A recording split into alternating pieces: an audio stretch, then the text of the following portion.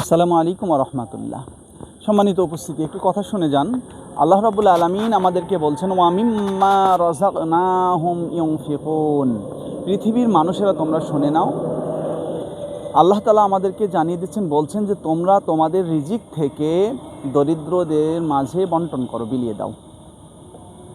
এটা এমন একটা ইবাদত, যে ইবাদতটা মহান আল্লাহ রাব্বুল আলামিন কিয়ামত দিবসেও আমাদেরকে জিজ্ঞাসা করবেন।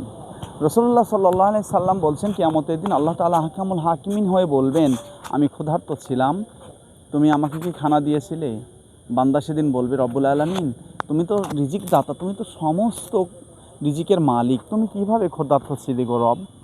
তখন আল্লাহ রাব্বুল আলামিন বলবেন যে তোমার প্রতিবেশী, তোমার বাড়ির পাশে অমুকজন ক্ষুধার্ত অবস্থায় রাত্রি যাপন করেছিল, তুমি যদি তাকে একটু অন্ন দিতে তোমার রিজিক থেকে, তাহলে অবশ্যই সেই রিজিকটি আমাকেই দেওয়া হতো। সুতরাং সম্মানিত উপস্থিতি, আসুন আমরা আমাদের